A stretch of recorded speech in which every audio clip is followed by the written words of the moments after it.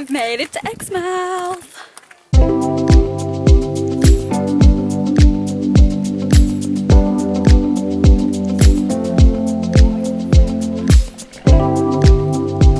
So Exmouth is a really beautiful spot on the west coast. It's part of the Ningaloo Coral Reef. It's a conservation area. It's really big for snorkeling and scuba diving. You can swim with whale sharks here. You might see turtles, dugongs, whale sharks, dolphins, humpback whales. You see so much here. It's an awesome spot to explore.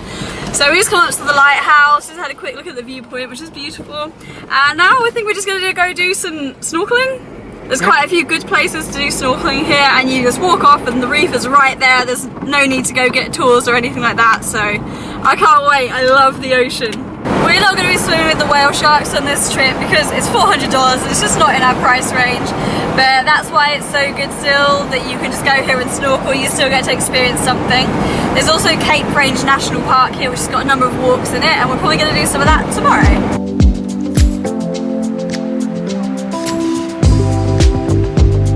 The first snorkeling spot we've come to is, what is it called?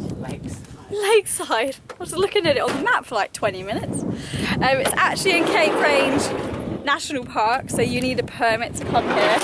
You can either buy it on entrance, or we've bought like a 4-week-long one. And it's a lot cheaper to do that if you're going to go to a number of parks within WA, because a lot of them do have the entry fee. But yeah, we're just going to go check it out. There's quite a few cars here, so I think there's going to be quite a few snorkelers, but it's not that busy.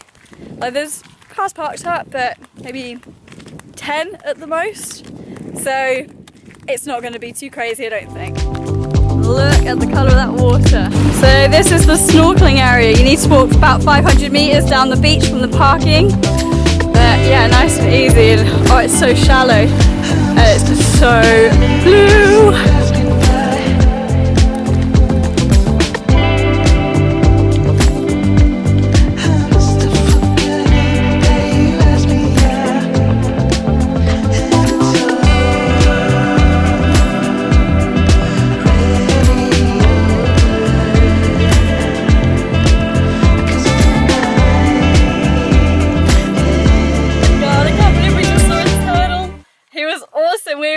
Got out of the water because the currents are really strong here. We were struggling to swim. We were just talking to this guy and he's like, there's a turtle there.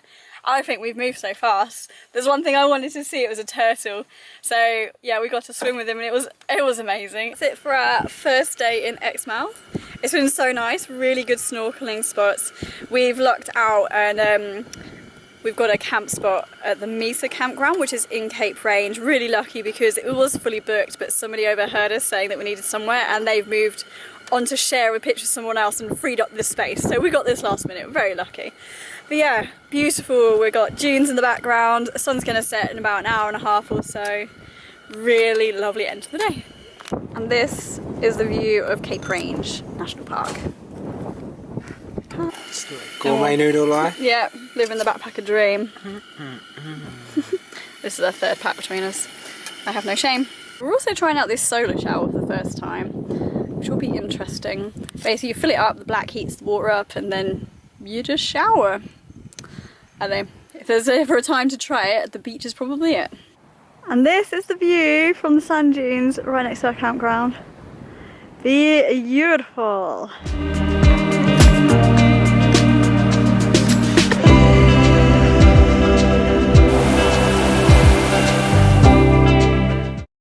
Good morning guys, it is day 2 in Cape Range and in Exmouth.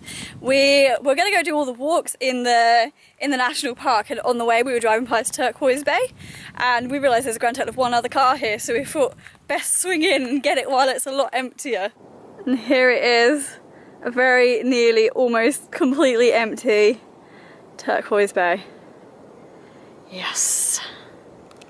And look at those waves crashing right out there. I assume that's where the reef starts and it's just completely breaking it because it is massive. I think the reef here is about 20 kilometers long, the Ningaloo Reef. Yeah, it's awesome. We could see it from our campsite at night, or when we were watching the sunset actually. It kind of looks like moving islands at night in the distance. It's kind of strange. But yeah, it's really cool to see it, and it's such a contrast because it's so rough out there, but it's so calm here.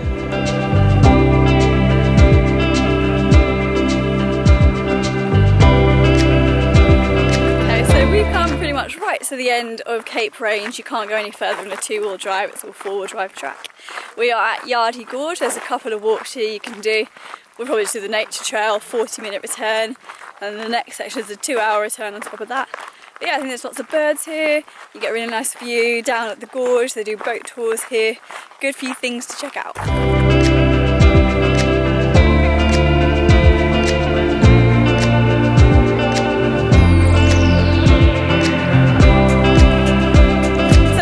Spot to visit while we're in Exmouth. We've come to the SL Snildura shipwreck. It's really cool, I can see it right there.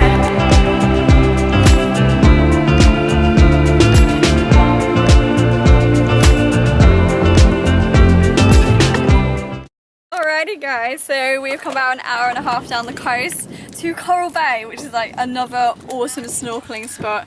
We've seen some videos of around here and you can see rays and sharks and turtles, all the good stuff. So we're hoping to see some more good things. We're gonna park in a kind of cheeky free car park, free camp place up the road. I don't think it officially is, but we're gonna use it anyway. And we're gonna be spending the next couple of days here. So this is the view we've been greeted to right at the car park. How crazy is this? Like, you get to that and it just drops off, I think. Hello, seagulls!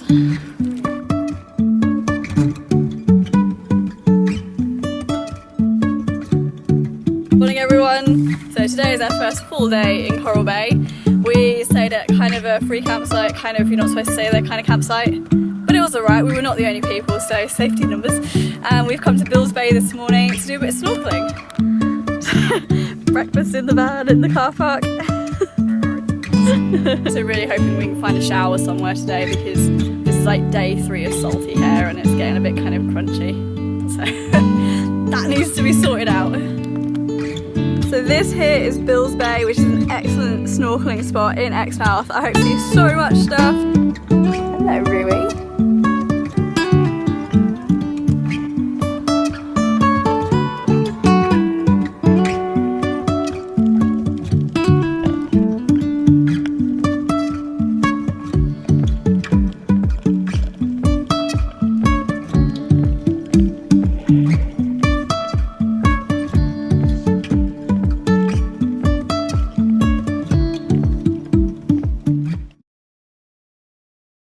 Guys, for today's little adventure in Coral Bay, we have come down the coast a little bit to Five Fingers Reef. You have to park up here and walk for about 4 k's, we think it is, to get to this reef because it's all sand dunes, so it's all four-wheel drive only, so of course we can't get there. But yeah, apparently it's really good. We've seen some videos of what people have seen here and it's all like the big stuff that you really want to try and catch. So hopefully we see some really cool things today.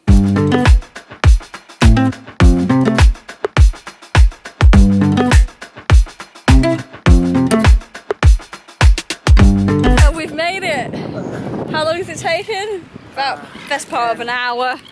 Yeah, 55 minutes. Yeah, there's like nobody here though, really. There's a few snorkelers, but that's it. So we'll probably go and join them just because, well, safety numbers and they obviously know there's a good spot or something because I think they're with the tour.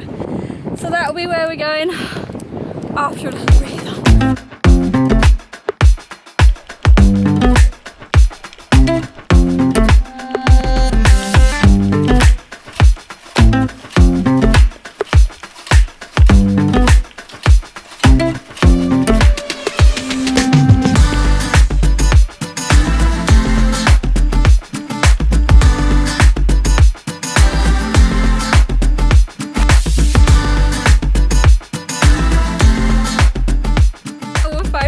Awesome, I can't believe I saw another turtle.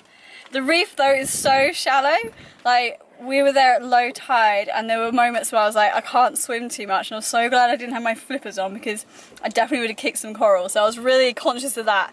But yeah, it's a great snorkeling spot. There was hardly anybody there because I guess this is harder to get to. If you don't have a four-wheel drive, you do have to walk, and it's a good like 45 minutes or so, but woo, but it's well worth it. Look at this beast! Okay. That's so cool! Hey guys, so we have come to Carnarvon, which is like a small place in between Coral Bay and Shark Bay, and we are at the Space and Technology Museum, and it looks insane. I love stuff like this, I find it fascinating, and somebody actually said that this area kind of helped put the man on the moon, so I'm kind of intrigued because you kind of think it's just the Americans that did it. And I've been to Kennedy Space Center and I've been to Houston with the control center, so I'm really interested to see what this is. So this big antenna behind me was first used to show some live TV in Australia for the first time ever, and also it streamed the footage of Neil Armstrong going to the moon for the first time, so that is one link already to Carnarvon and the moon, so that's awesome. Look at this absolute beast of an antenna. And this thing here was used to track Carnarvon's location for within 10 meters of accuracy for NASA, so it can track its satellites better. It's insane! I just didn't know, like I just don't associate Australia with this at all.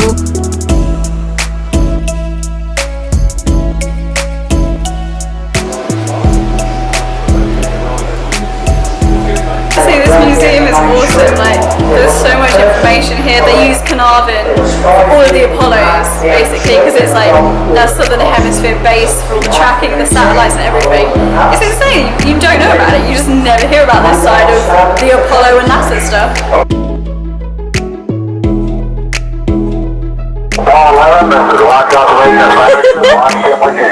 This is the live launch of Apollo 11 that we're in a simulation for.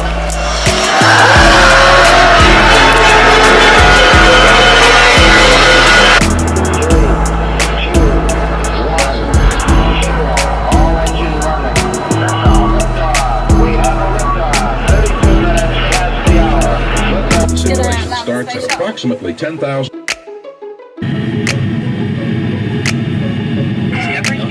Welcome home and congratulations on a great flight. We did it! We did it!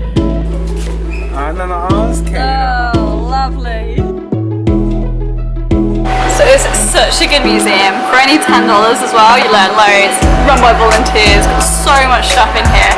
It's really cool. I'm still really surprised at how much of an influence and how much Carnarvon played on the whole moon mission, space race, everything to do with NASA really. It's really, really worth coming here.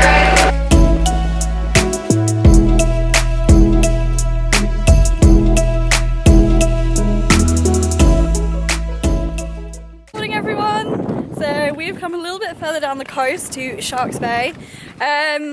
We're not really sure what there is to do here, kind of. There's Shell Beach, which is a beach made of shells. There's Monkey Mia, where you have to pay to go see some dolphins being fed by humans, so it doesn't sound too ethical, so we're probably not going to bother with that.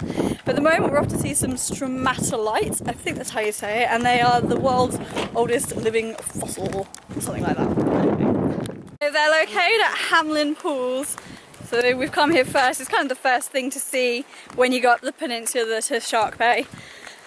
So yeah, we'll see what there is. There's a boardwalk, we'll do that. Don't really know.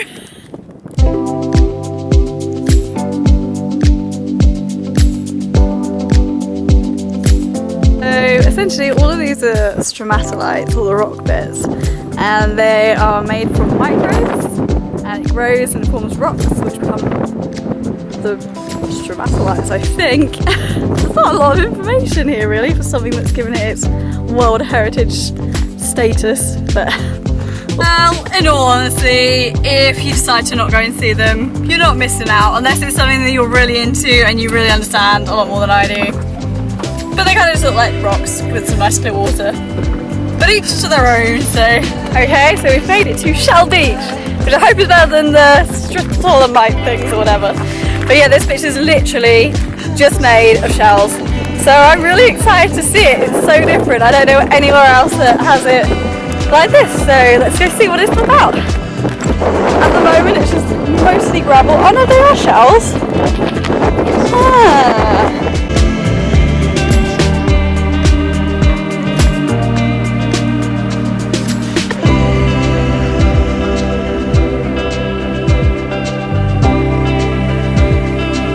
Oh my god, so we just had some lunch at Shell Beach and we come around the corner to a lookout and it is insane.